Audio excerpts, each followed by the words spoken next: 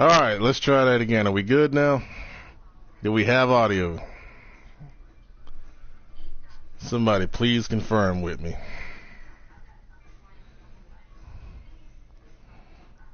I feel like I'm on TV and it's technical issues. Gucci. Well, thanks. I appreciate that.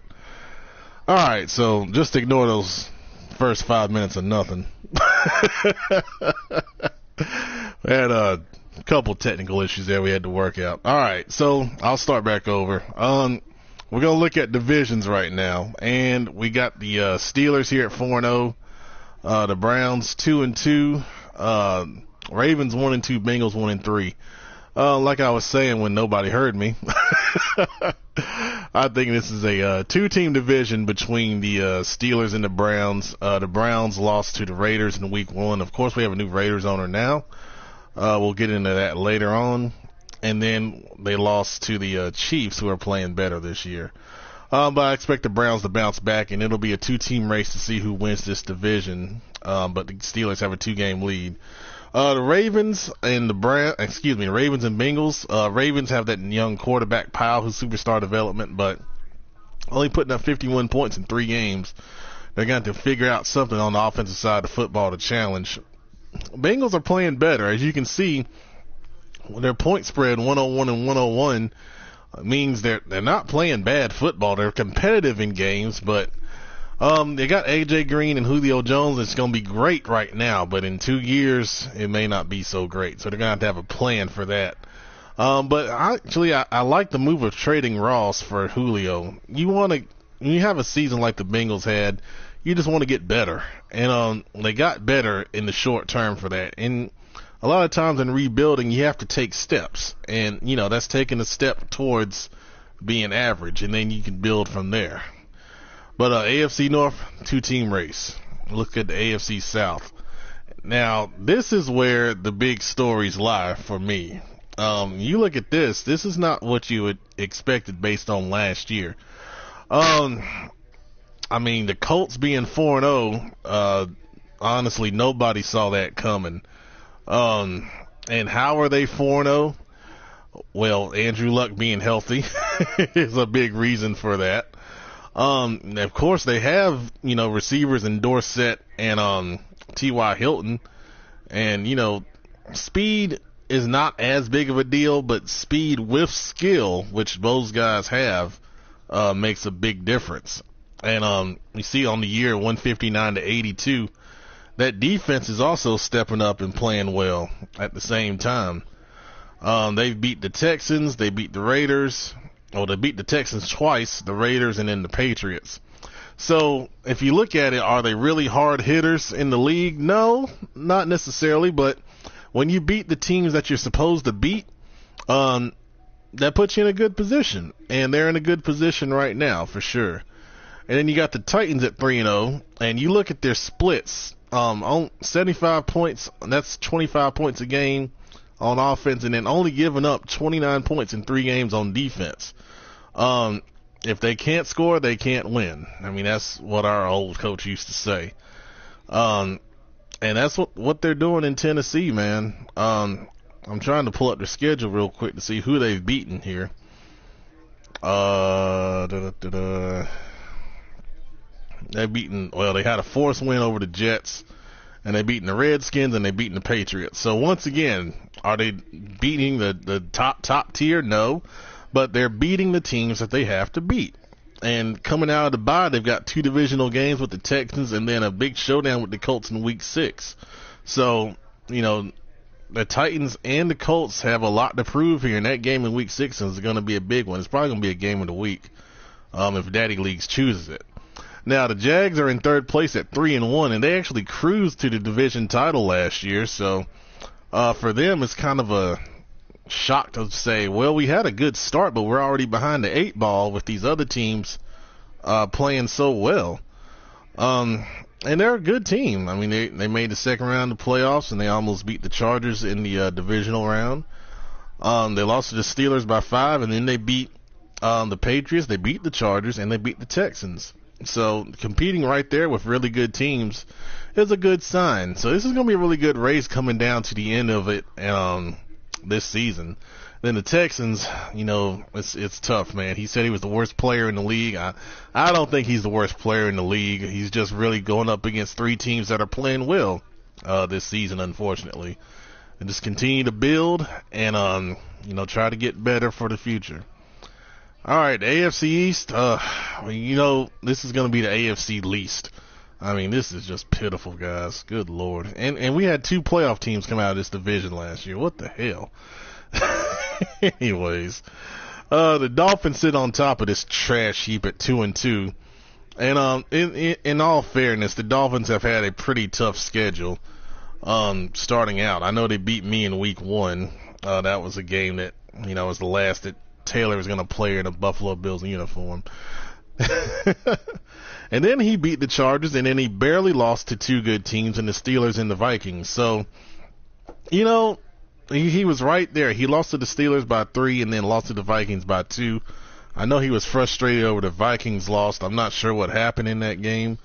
But, that 2-2 is actually not a bad looking 2-2 when you see who he's played.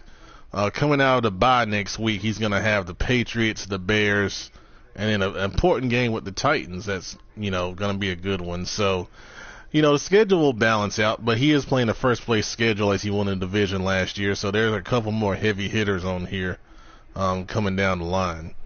The Patriots at 1-3.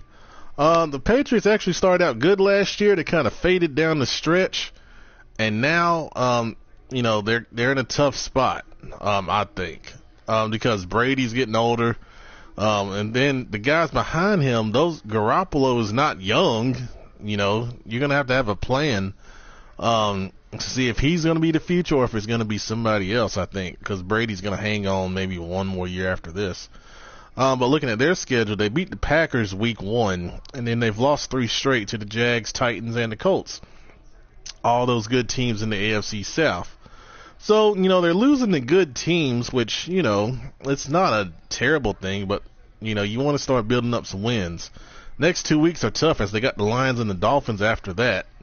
And then they're going to get the Jets, who hopefully will be back after his 900-week vacation. And then they go into the bye. So 2 more tough games. They could be 1-5 going into that Jets game, and that's a tough spot to be in to try to come back from. At that point, you almost want to start building for next year and play some young guys. And then you got the damn Bills here, who you see us. We're 1-2. We did beat the Bears last week to start coming out of our freaking funk we're in. Really our problem has been more so in week 1 was quarterback play. Taylor was like 7-19 and I had enough. And then, week 2 we had a disconnect with the Vikings. We were down in that one, and it was just, defense not being in the right spots at the right times more so than anything else. And then against the Bears, defense played really well. I think we got 2 defensive touchdowns in that game to really, kind of salt that one away. We'll get a force against the Jets, who are still gone. And then we got the Jags next week. And then Packers and then Lions before we go to week 8 bye. So, this is an 8-8 team in my opinion. We're rated high, but those ratings are high for older players who don't have the speed to compete and they try to get by on skills. We have some decent players, but, guys like McCoy on their last legs, Pelesny at linebacker, Foster at linebacker, they have high ratings, but they just don't have the athletic ability. And we have to play them because that's all we got. And then the Jets, we know where the Jets are. All right, so AFC West, we've got the Chiefs, Chargers, 2-team division here. We already chronicled how well the Chiefs have done it. 1 losses to the Steelers. And those other 3 wins, they won those games pretty well. They've got a lot of young talent, and they're, maximizing that ability right now. We know the Chargers will be there at 2-2, and we'll discuss this in a little bit, but, he made some complaints about the patch and changing the game, which I think it has changed the game, like we always talk about with Madden. And sometimes, it helps some people, and sometimes it hurts some people, and, you have to adjust to how the game plays. That was a huge patch when you download it, and it changed a lot of things. And it changed for Deontay, obviously. He did really beat the Rams down, though, and in week 5 they got a big game, Chargers-Steelers, in a rematch of the AFC Championship game. That'll be a good one to watch. The Raiders, Jerome has rejoined the league. Welcome back, Jerome. Good to have you. Right now they are playing against the Broncos, who are 0-3 also. And that Bronco offense, they had Vincent, the new quarterback, come in there. Hadn't really jump-started things. They're averaging 8 points a game on offense. You got to get more than that, man. Jerome is typically an aggressive offensive player, likes to go deep and challenge you down the field vertically. Defense is a mixed bag. You don't know what the hell you're going to get. So I think it's a 2-team race here in the AFC West between the Chiefs and the Chargers for sure. Jump over NFC. NFC North, you got the Vikings at 4-0, Lions 3-0-1, Packers 1-2, Bears 1-3. Just quick thoughts here because I'm going to speed it up a little bit. I still think this is a 2-team division also. The Packers and Bears are talented enough to pull an upset on an off night. But these two guys in the Vikings and the Lions really play the game well, and they play it well without sometimes some of the best players at some positions.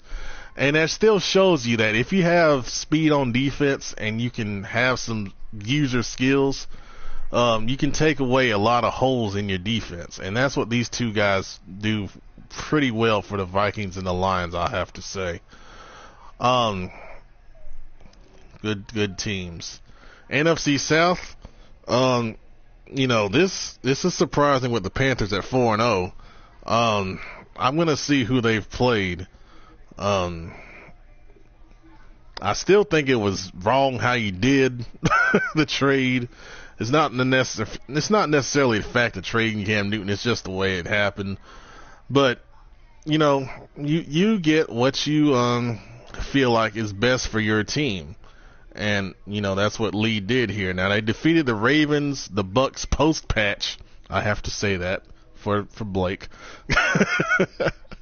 They defeated the Panthers by 2, and then they defeated the Bengals. So once again, have they defeated the heavy hitters in the league? No, but once again, they are beating the teams that they need to beat and that are on their schedule. They had a bad season last year, so they're not playing a really hard schedule right now. And that plays to their advantage, obviously. Week 5, they got the Skins and then the Falcons in an important game. Falcons are playing the Giants right now. The Saints won the division last year. And, ultimately, I think this will be another race that goes down to week 17. The way the Panthers are playing, it's good to see. Hopefully they can keep it up. NFC East, we got the Giants at 3-0. Once again, they're playing the Falcons right now. Cowboys are 3-1, and the Skins and Eagles are 1-3. We have to welcome Mr. Hanson, the Eagles owner, to the league. Thank you for joining. We appreciate you. Rag Joe started out real good last year, then kind of hit a skid, and it looks like that skid's still kind of going at 1-3. Cowboys being 3-1, it's off to a good start. And then the Giants, of course, at 3-0. 47 points in 3 games, getting it done with defense. Very impressive on their part. And then finally, the NFC West, we have the Cardinals open, okay? If anybody knows somebody, the Cardinals are open. Go ahead and recommend them to me and DM whoever you got. The Rams going through a tough season. They got a young quarterback, kind of rebuilding there. 2-team race between the 49ers and the Seahawks. 49ers at 3-1, and Seahawks had an 0-2 start, but they're bouncing back. They got a win over the Cardinals. As a matter of fact, I remember watching some of that, and they're at 1-2. So in the end, the Seahawks are gonna make a run with all that talent. But the 49ers off to an early lead. That helps when you get down to week 16 and 17. That's gonna make a big difference there. All right, so those are our division and analysis. Had to speed it up a little bit there for time. I don't want to ramble on too long. Let's go to week 5 predictions. And once again, if you guys have comments or anything, go ahead and post them in the chat. And I'm still looking for somebody to do this on a regular basis. If you're interested, please let me know. I thought Levi was, but then nothing happened, so we'll see. All right. Ravens Saints. I like the Saints in this one to bounce back and go to 3-2 on the year. They really play that kind of I formation offense, and then they'll spread you out and try to get the ball downfield through the seams. Titans Texans. You got to go with the Titans here with the way they've been playing, and the Texans struggles. I don't see them ending right here. Maybe a close game for a while, but I do like the Titans here. Bengals Buccaneers. Ooh, can the Bengals beat the Bucks post patch? Blake would probably say so, but I'm going to pick the Buccaneers here. The Bengals still have some holes on that team, and Blake plays a really patient game, and I think that's going to help him here to play the Bengals, who can get aggressive, especially with those receivers on offense. Patriots Lions. I like the Lions here. The Patriots can get aggressive on defense, and the Lions with freaking Brad Kai of all people still amazes me. But he can tear you up. But we're gonna have a suspension in this game. We had a receiver for the Lions, I believe it was Galladay, 289 yards receiving. That's not even close to the threshold, man. So there's no warning for that. When you go that far over the threshold, it's an automatic 1-game suspension. So Galladay will not be playing in this game. He should have been advised by one of the commissioners. If not, we'll advise him again. And if I need to, I'll edit him myself, so he'll suck for that game. And if he's in the lineup, he ain't going to be no good because he'll be about 37 speed. All right, anyways. Redskins, Panthers. Trap game for the Panthers here. I like the Redskins on the road. Redskins have had a tougher schedule. I think the Panthers at 4-0. They're playing well, but Ragjob's a good user. I like the upset here. Cowboys at the Falcons. This is a tough game to call. Jeff has all that speed. Gape likes to play that cover 1. When you got speed versus cover 1, it can get ugly sometimes. But the Cowboys' offensive line, with the way they run the football, tough call here. It's going to be a close one. I'll take the Falcons at home, but it's not going to be a blowout. I think it'll be close all the way through. This will be a force. I'm just going to set the force now. It's going to be a damn force. Jets Colts. Jaguars Bills playoff rematch of first round. We're at home. I'm picking the Jags. We are so Jekyll and Hyde. I don't know what you're gonna get here with us. The Jags have been more consistent. We've had flashes of hot and cold, so we go with the more consistent team in the Jaguars. 49ers Chiefs. This is a good game. Chiefs playing at home. They lost to the Steelers last week, and they gave up rushing yards to a fullback. I still don't get that. That's crazy, man. But anyways, I'll go with the 49ers here. I think they'll have a plan for all the speed that the Chiefs have on both sides of the ball, and just kind of play it conservative. Cardinals Broncos. Right now it's a force. Like I said, wrong one. Like I said, the Cardinals are open. If you know somebody, let me know. Seahawks Rams. I gotta go with the Seahawks here. Too much talent. The Rams still kind of in rebuilding mode. Good game here between the Vikings and the Giants. Was this a playoff rematch? I don't think. Maybe it was. I don't remember. Two good users on defense. I'm going to go with the Giants. Just the feeling I have. But I'm probably going to be wrong. Chargers Steelers. Good game here. AFC playoff rematch. I'm going to go with the Madden laws here and say the Chargers because the Steelers are 4-0. And some BS will probably happen to them.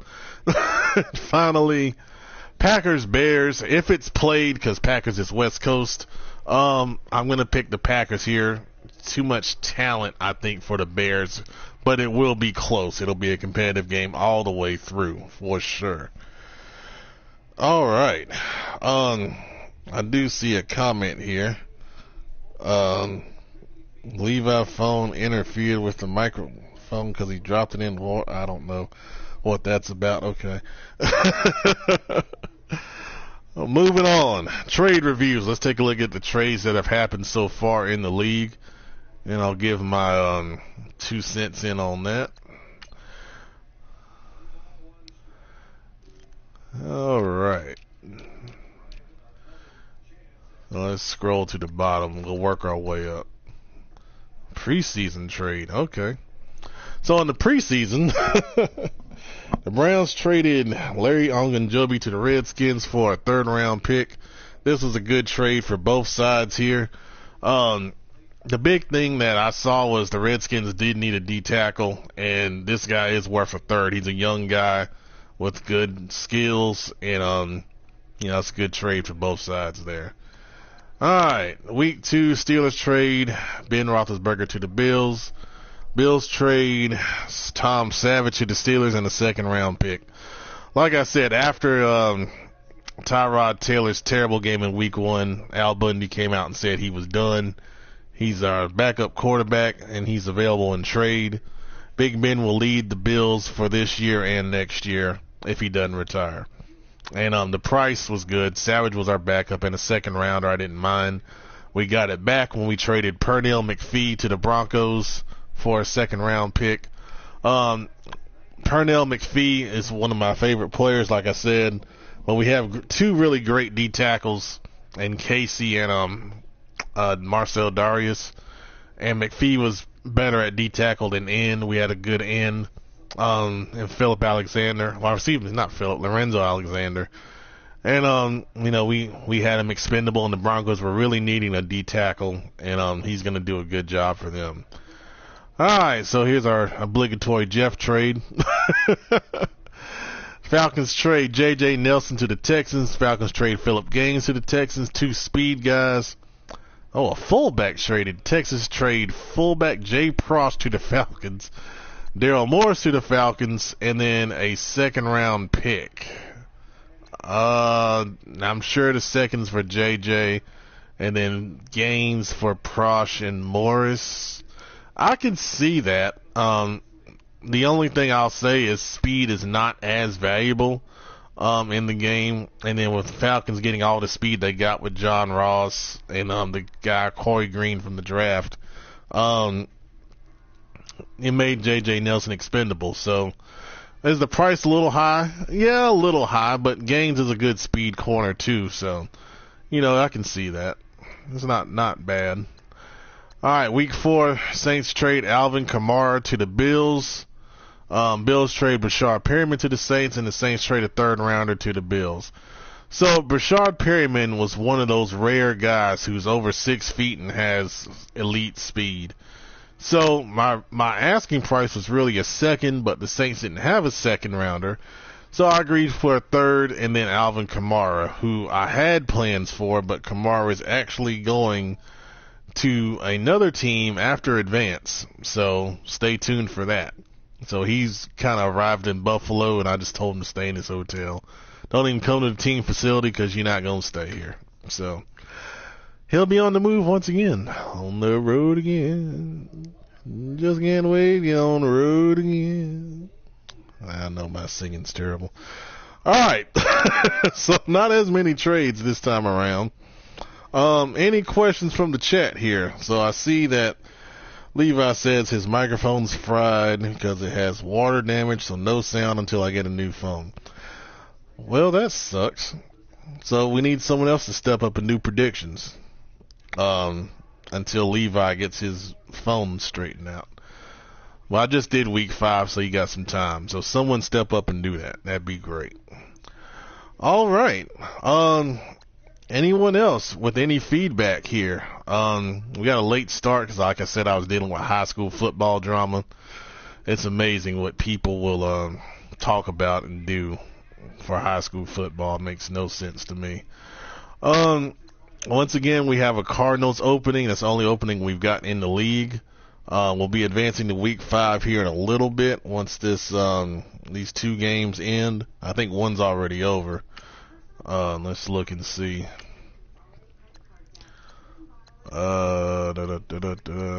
Broncos and Raiders are still playing. Oh, both are still playing. All right, well, whatever. All right, so that's the live show, guys. Thanks for watching. Appreciate it.